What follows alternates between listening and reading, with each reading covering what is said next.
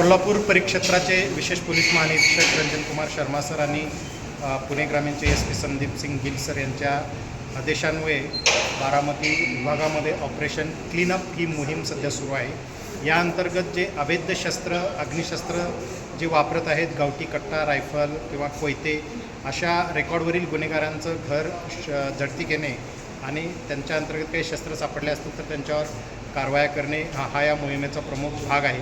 या अंतर्गत माळेगाव पोलीस स्टेशनमध्ये दिनांक 9 जून रोजी एक कारवाई करण्यात आली। त्यामध्ये एक गावठी कट्टा पकडण्यात आलेला होता। त्यामध्ये मोरे आणि गावडे असे 2 आरोपी निष्पन्न झालेले आहेत। आणि दिनांक 13 जून रोजी अक्षय तावरे नावाचा इसम सांगवीमधून ताब्यात घेतलेला आहे।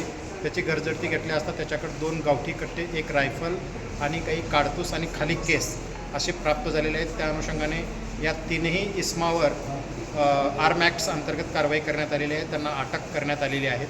आणखीही रेकॉर्डवरील आरोपीकडे ही मोहीम इथून पुढे सुरू राहणार आहे। धन्यवाद।